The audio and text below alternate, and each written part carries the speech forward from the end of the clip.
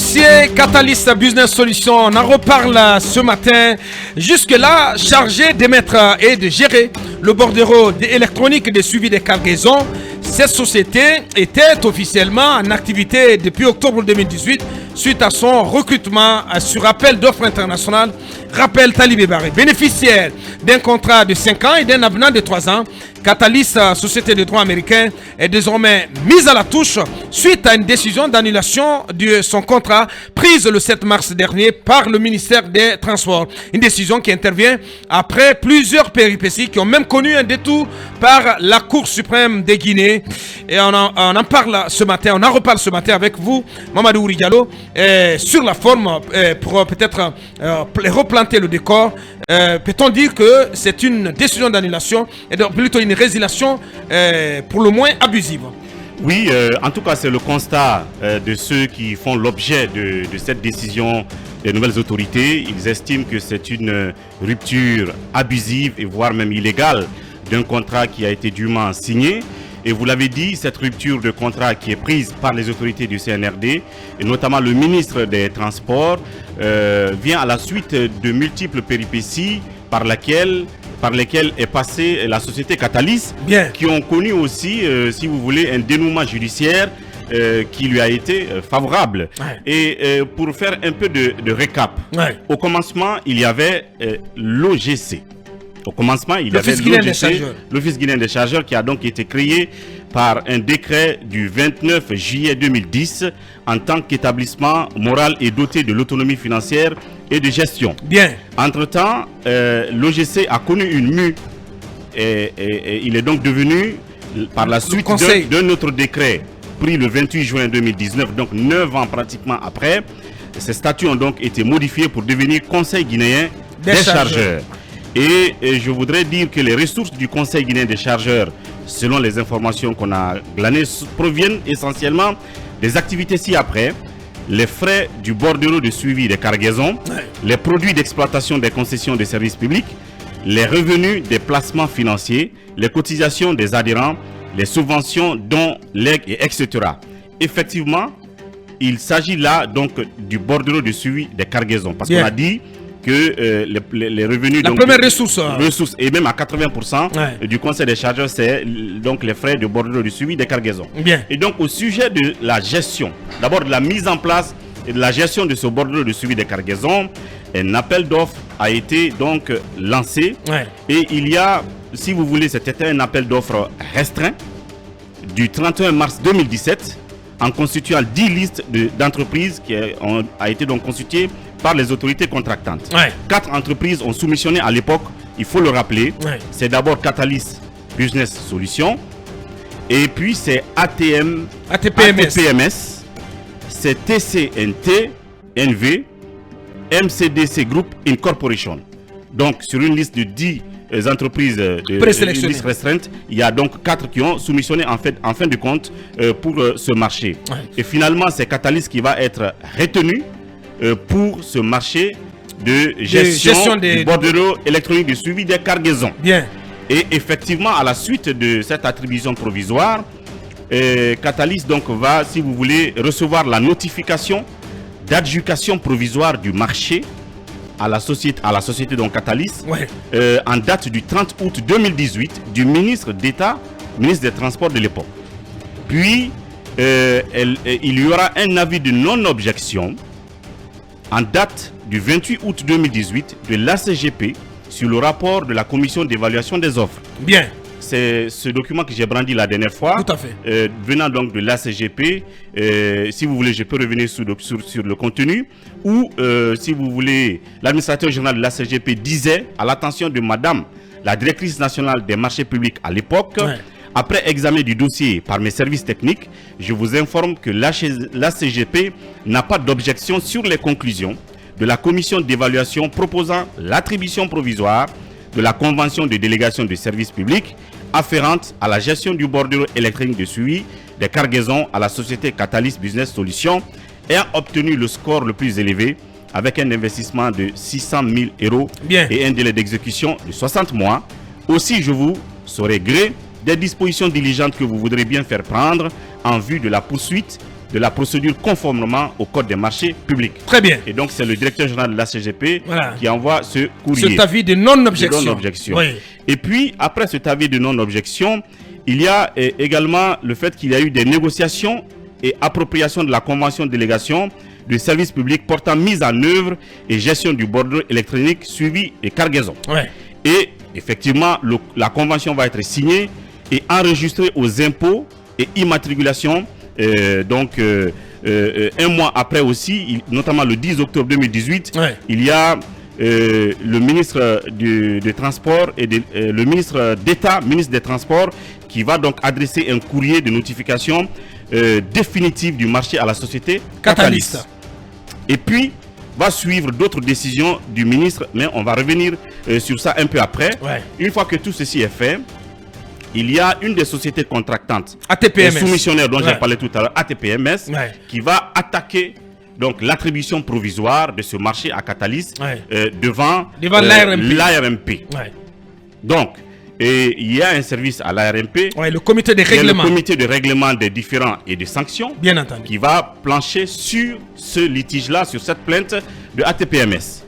Mais dans le même temps, un peu après, il y a le ministre des Transports qui va prendre un autre arrêté, un arrêté portant mise en place et gestion du système unifié de contrôle international cargo tracking NOTS et du bordereau électronique de suivi des cargaisons. Donc, avant, l'ICTN était une sorte de produit à la disposition du Conseil, séparément du BESC.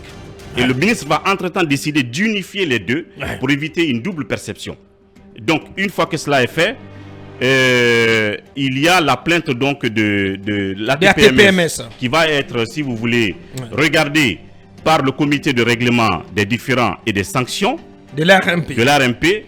Ce comité étant réuni le 9 novembre 2018, va décider en dernier ressort sur ce qui suit. Et je viens là-dessus.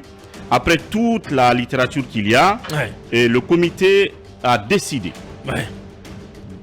Déclare d'abord que le recours de la société, donc Associate Transport and Port Management System, ATPMS, est recevable en la forme. Bien. Et au fond, donc le comité constate la violation des articles 15 du décret 165, 12 de la loi 020, etc.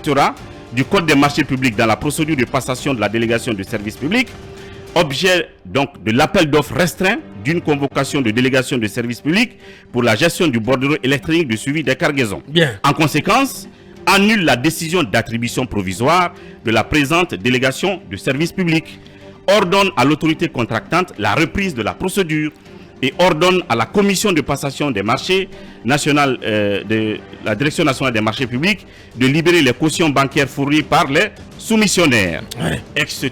Ça, c'est la décision donc de ce comité de règlement suite à la plainte du concurrent de Catalyst. Alors, ce qui va se passer après? Ce qui va s'en suivre, c'est que ces décisions-là vont être portées à la connaissance de la Cour suprême.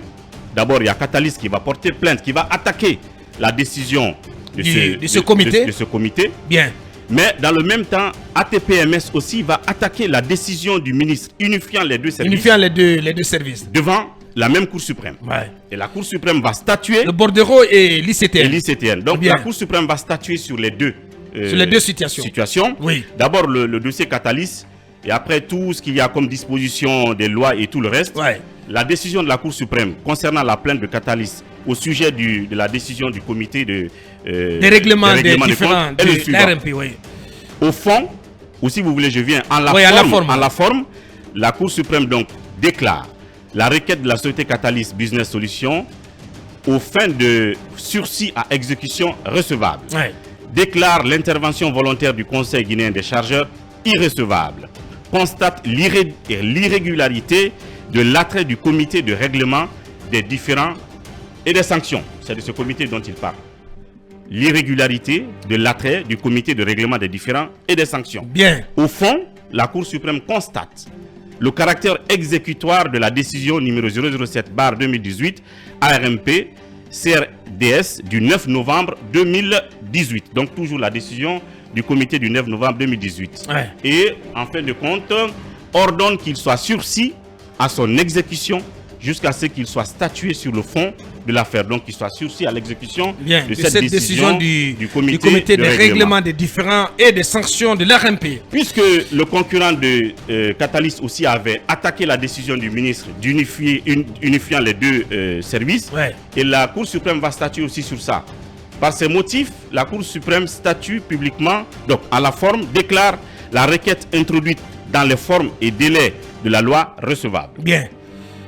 Et après, la Cour suprême dit au fond, dit et juge que la demande de sursis à exécution de l'arrêté, donc du ministre unifiant les deux services, pris le 15 10e mois, donc octobre 2018, et de la lettre numéro 07, etc., du 25 octobre, est mal fondée. En conséquence, rejette la dite demande. Donc, ATPMS perd devant la Cour suprême, débouté de ses prétentions. Et la raison va être donnée donc à Catalyst. Mais sauf que dans le même temps, le ministre de l'économie de l'époque, le doyen Mamadi Camara, vous vous rappellerez de son visage, bien sûr, se plaignait se plaignait comme quoi lui n'avait pas signé cette convention-là, cette convention de gestion du BESC par Catalyst. Donc en la forme, puisque le ministère de l'économie, en quelque sorte, c'est la tutelle de tout ce qui est passation de marché. Donc il pense que c'est illégal et il a demandé le report même de l'acte du ministre des Transports. Et c'est en ce moment que le Premier ministre, parce qu'il adresse ça au Premier ministre de l'époque, Ibrahima Kassori Fofana. Et Kassori Fofana va répondre donc au ministre en disant, par la lettre du 29 janvier 2019, vous avez bien voulu me porter à ma connaissance les constats et recommandations issues de la réunion qui portait sur l'examen des dossiers afférents à l'attribution du marché ICTN, BESC, et arrêté numéro 7358 du ministère des Transports. J'ai bien noté l'intérêt que vous portez au règlement de ce dossier qui oppose le ministère des Transports et l'opérateur ATPMS. Et en conclusion, il dit, de même, la Chambre administrative de la Cour suprême a délibéré dans son arrêt numéro 002 du 17 janvier 2019 que la demande de sursis à exécution formulée par l'opérateur ATPMS est mal fondée et en conséquence a rejeté la demande. Je vous demande alors de bien vouloir approuver le contrat liant le Conseil guinéen des chargeurs à Catalyst pour permettre à la direction générale du CGC, donc du Conseil guinéen des chargeurs, de poursuivre ses activités normalement. Très bien. Et donc à la suite de ça, le même ministre, Mamadi Camara, va signer un arrêté conjoint avec le ministre des Transports de l'époque. C'était qui à l'époque? Abakar Silla. Bien sûr. Donc en 2019, les deux vont signer un arrêté conjoint portant gestion des revenus provenant de l'application du bordereau électronique de suivi des cargaisons. Très bien. Donc, si vous voulez, du côté de l'entreprise Catalyst et de ses conseils en droit, pense que si le ministre de l'économie a signé ce communiqué conjoint à l'époque, tacitement, il reconnaît bien entendu il approuve le contrat. Il approuve, notamment aussi suite aux instructions de son Premier ministre. Bien entendu. Donc, c'est la suite logique. Ils vont signer le communiqué conjoint sur donc, la distribution. Et là, vous avez à l'article 1er de ce communiqué conjoint, l'application du bordereau électronique de suivi des cargaisons, etc., fait l'objet d'un prélèvement unique fixé comme suit. 65 € par conteneur, 65 € par engin roulant, 0,5 € par tonne pour les vracs liquides et solides. Et ainsi de suite, vous avez le reste des montants afférents à tout ce qui est importé ou en Guinée. Bien. Et l'affaire va rester comme cela. La société va même commencer à travailler. Si vous voulez, à titre de comparaison de ce que la société a fait comme performance en termes de recettes, comparé à l'ATPMS à l'époque, j'ai le tableau ici, ou peut-être que je peux laisser ça un peu après, mais vous avez quand même, il faut quand même faire la comparaison. Bien entendu, parce qu'il est reproché à la société. Catalyst a remplacé ATPMS. Bien. Donc à l'époque, quand ATPMS était là, il y a un tableau qui dit ceci: de 2012 à 2018, l'ATPMS a fait un total de rentrée d'argent de 28, au bénéfice de l'État. De 28 millions d'euros. Disons comme cela. Et 4 années d'activité alors. 2012, 13, 14, 15, 16, 17, 18. Plus de 4 ans. Pas en 6 ans. 6 ans, 7 ans. Par contre, Catalyst en 4 ans, de 2018 à 2020, à 2021 jusqu'à 2022, un total de 36 millions d'euros de rentrée. Donc pratiquement le double. Mais revenons donc au coup d'État. Ouais. On va rester dans cette situation, le coup d'État arrive. Ouais. Le 5 septembre 2021. Ouais. Et c'est toujours le même ARMP, ou la même ARMP, puisque Ouais. c'est l'autorité Ouais. de À régulation. l'époque, dirigé par Jonas Mukamba Kaliata. Alors, je ne sais pas si Jonas était là à Ouais. l'époque ou si c'était qui. Le document doit être signé Kamara Lamine Minos. Bien, Donc ça veut dire certainement qu'il n'était plus là. C'est signé Kamara Lamine Minos. bien. Voyez-vous. Donc c'est un document du 11 qui date du 11 novembre, hein, je crois, du 11 mai 2022. 11 Oui. mai 2022, Ouais. adressé au ministre secrétaire général à la présidence de la République, donc Amara, le colonel Amara. Ouais. Vous voyez donc que sur la lettre, il est dit ici, suite à votre appel téléphonique du 4 mai 2022, mon équipe et moi avions procédé les 9, 10 et 11 mai 2022 aux investigations sur pièces existantes et archives de bureaux sur la convention portant mise en œuvre et gestion du bordereau électronique de suivi des cargaisons. Ouais. Parce que le colonel aurait certainement appelé et il dit suite à votre appel et Pour certainement, comprendre, ouais. et certainement à vos directives, nous avons fait des recherches. Mais en fait, ils sont revenus sur les mêmes constats que le comité d'alors a fait, les sanctions du comité, la plainte de ATPMS et tout le reste. Ils sont revenus pratiquement que sur tout ça. Ouais. Et ils ont même constaté que la décision du comité n'avait pas été exécutée. Ouais. Mais sauf qu'ils ne rappellent pas que la Cour suprême, entre-temps, a pris des décisions concernant tout ça. Bien. Et c'est suite à cette note technique que le ministre secrétaire général de la présidence, à son tour, va écrire au Premier ministre. Je crois que ça doit être Mohamed Mohamed Berbogui. Berbogui. En 2018, c'est Mohamed Berbogui qui était en Bien place. entendu. Et il va adresser cette lettre au Premier ministre. Objet dossier Catalyst Business Solutions. J'ai l'honneur donc de porter à votre connaissance que plusieurs irrégularités ont été constatées sur l'attribution du marché à Catalyst Business Solutions. Je ne vais pas lire toute la lettre, mais Bien. ce qui est sûr, il saisit le Premier ministre d'alors, Ouais. sous le CNRD. Et c'est après tout ça que récemment nous apprenons Ouais. que le ministère des Transports, lui aussi, a écrit une lettre au ministre de l'Économie. Objet, demande de résiliation d'une convention de concession de services publics, de mise en place et de gestion de bordereau électronique de suivi de cargaison. Ça, c'était déjà En 2023, là, en la date du janvier. 13 Janvier janvier. 2023. Ouais. Donc il va saisir, et je crois que c'est l'actuel ministre Les transports, des Félix. Transports, Félix, Ouais. qui va saisir, donc écrire au ministre de l'Économie pour la résiliation de ce contrat. Bien. Et le ministre de l'Économie, à son tour, va répondre.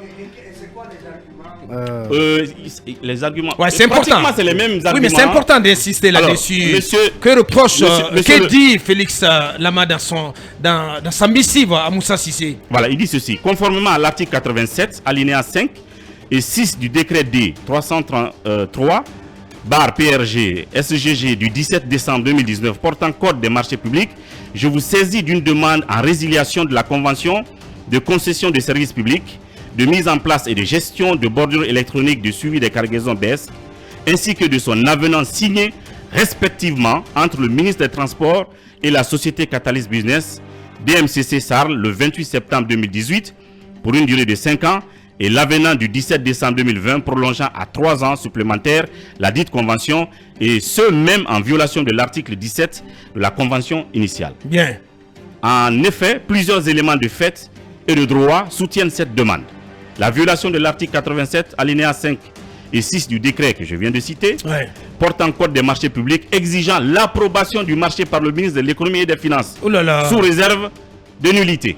Ben Et ouais. vous savez, le Là, ministre... on a déjà dépassé Oui, cette vous savez, étape il y a voilà, longtemps. vous savez, le ministre avait déjà dit ça. Bien sûr, bien sûr. Et son premier ministre lui a dit, au regard de tel, laissez le truc se faire. Mais c'est pas un argument valable. Maintenant, deux, D'autant que l'annulation... le PM, déjà à l'époque, Kassouri, avait déjà fait analyser Oui, par ce ses- contrat par ses services, par ses services. et était arrivé à la conclusion comme quoi cette attribution ne souffrait d'aucune irrégularité. Oui. Et Mais quand par même- conséquent, avait demandé au ministre des Transports, et plutôt au ministre de l'Économie et des Finances d'alors, de laisser cette société continuer ses Oui, c'est activités. pour cela que j'ai dit tout à l'heure que l'autorité de régulation, Ouais. dans sa note technique du 11 mai, n'a fait que réchauffer les anciennes reproches Oui, bien sûr. que le comité de règlement avait fait à l'époque. Ouais. Donc, au point 2, il parle de l'annulation de la procédure d'attribution provisoire de la concession de services publics à Catalyst pour violation de la réglementation et reprise de la procédure prononcée par la décision donc de l'autorité de régulation des marchés publics du 19 novembre 2018. Donc, là aussi, ça ne tient pas. Voilà, on a réchauffé un peu ce que je viens de dire tout à l'heure. Donc, c'est un peu les raisons qui sont invoquées ici. La dénonciation par courrier de votre département pour non-respect de la procédure d'approbation prévue par le décret susmentionné, ainsi que le report de l'arrêté. Donc, la dénonciation dont il parle, c'est la dénonciation du ministre Mamadi Camara à l'époque de la décision du ministre des Transports aussi de l'époque. Et puis le ministre de l'économie actuel va répondre en disant Monsieur le ministre, j'accuse bonne réception de votre lettre du 11 janvier par laquelle vous avez bien voulu me transmettre la requête de résiliation de la convention. Au regard des motivations, on a 3 minutes pour clore. 3 minutes, je termine. Au regard des motivations invoquées par le département, notamment l'article 87 du Code des marchés, pour justifier cette résiliation, nous vous recommandons la résiliation immédiate de la convention. Donc, le processus est en cours et on a le goût est donné par Moussa Cissé. Et voilà, c'est fait. Et après, le ministre des Transports va même adresser une demande d'une dérogation pour la gestion provisoire du bordereau. Donc, ce qui veut dire que désormais, il y a un acteur qui va avoir la délégation provisoire de gestion. Ça s'appelle déjà comment la société de Talibé qui gère, qui a déjà repris la main Talibé. Le temps pour toi. C'est Fars Guinée. Système. Fars Système Guinée, SAU. Bien. Voilà. Alors donc, le ministre des Transports va toujours adresser, donc cette fois-ci, un courrier à l'AGICOM. L'AGICOM qui est l'association guinéenne des consignataires maritimes. Donc c'est eux qui payent l'argent au port. Désignation opérateur provisoire du BESC. Je viens par la présente porter à votre connaissance que le gouvernement a décidé de mettre fin au contrat qui lie la société Catalyst au conseil des chargeurs guinéens des chargeurs dans le cadre des prestations relatives au bordereau électronique de suivi des cargaisons. En attendant la sélection d'un nouvel opérateur par appel d'offres, la société de droit guinéen System First Guinea SAU a été provisoirement désignée pour assurer la gestion du système. Par conséquent, les redevances y afférentes sont désormais directement versées au compte de cette société dont les coordonnées bancaires sont les suivants: Banque islamique de Guinée. C'est la grosse erreur que le ministre va faire quand même, parce que même la société en question n'acceptera pas ça, parce qu'il y a un compte officiel au Trésor où il faut verser de l'argent. C'est une grosse erreur de la part du ministre des Transports là, en ce moment. Et l'AGICOM va répondre. Nous venons par la présente donner suite à votre courrier ayant pour objet la désignation d'un opérateur provisoire du BESC en lieu et place de Catalyst Business. Nous prenons note de ces changements et nous engageons à les appliquer et à les diffuser auprès de l'ensemble des membres de l'AGICOM. Afin de nous faciliter cet exercice, Monsieur le ministre, nous souhaiterons avoir un peu plus d'informations sur le gestionnaire provisoire, afin que nos services techniques puissent avoir les nouveaux interlocuteurs et recueillir les données nécessaires aux nouveaux paramétrages dans nos systèmes et outils de travail. Ceci nous permettra de procéder au changement dans les meilleurs délais. Mais il continue en disant, nous avons également à date les factures de Catalyst et en cours de traitement. Merci de nous définir la conduite à tenir vis-à-vis de ces factures pour éviter les erreurs du passé. Nous nous faisons le devoir de vous informer que le gouvernement précédent nous avait exigé de payer les prestations des services pour le compte de l'État et les taxes au trésor public. Instruction reprise par Monsieur le Président de la République lors du Conseil des ministres du 16 février 2023. Parce que vous savez, Mamadi avait demandé à l'époque de verser tout l'argent de l'État au Trésor. Et contrairement à cette instruction, si on s'en tient à la lettre du ministre Félix, c'est que désormais, les versements sont effectués sur le compte de cette société System First Guinea, compte logé à la Banque islamique de Guinée. Oui, les versements doivent. Mais est-ce que la société acceptera même que cela soit fait? C'est la question que je pose, parce que ça ne doit pas être fait comme cela. Très bien. Donc bref, à date, tout est arrêté. Voilà les instructions du ministre. Et donc la société pense qu'elle est victime de ruptures abusives. Et puis il y avait aussi des craintes, enfin, il y a des reproches qui sont faits à Catalyst comme quoi ils n'ont même pas pu mettre en place un bordereau dans le vrai sens du terme. Ils ont donc... Il y a ce document qui circule comme quoi c'est le formulaire de bordereau qui circule. Et puis vous avez leur chronogramme des actes posés depuis qu'ils ont le projet. Et j'ai aussi ce document selon lequel les responsables de l'entreprise Catalyst ont adressé un courrier, une demande d'audience au ministre qui ne leur a pas quand même accordé cette audience pour qu'ils viennent s'expliquer. Il y a eu des rapports d'audit qui, après certains constats d'irrégularité quand même dans l'exécution du projet, dont la responsabilité est partagée entre Catalyst et le CGC, ont quand même conclu qu'il faut les laisser travailler et terminer leur convention. Ce qui est quand même à constater, c'est que c'est la convention initiale qui n'est pas encore arrivée à terme. Ça doit finir en septembre 2023, qui est arrêtée là. Donc, certains se disent qu'il faut au moins laisser que la convention initiale arrive à expiration, et puis après, vous pouvez mettre en cause l'avenant. Et sinon, de cette façon, si la société porte plainte contre un tribunal international de commerce, devant un tribunal la Guinée international pourrait risquer gros. Mais puisque je suis pris par le temps, en dehors de tout ce dossier à Boubacar, j'ai envie de vous dire qu'on a connu l'audio gate au ministère des TP. Bien. C'était un premier audio gate. Je crois qu'il y a un deuxième audio gate dont j'ai pu mettre main sur la transcription. Mais puisque vous ne donnez pas le temps... de toute façon, on est dans le... voilà... On est engagé là-dessus, sur ce dossier d'enquête. C'est le deuxième audio. On en reparle, si tu vois bien, lundi ou mardi, parce qu'il y a aussi l'autre pendant qui va être présenté par Talib Ebari sur les arguments faire valoir pour le compte de Système Fest guinéen, donc le nouvel opérateur, l'opérateur provisoire désigné par l'État guinéen à travers le ministère des Transports. C'est tout ce qu'on pouvait dire ce vendredi, encore sur la suite de cette enquête. On en reparle lundi. Mirador continue dans un instant. Notre invité,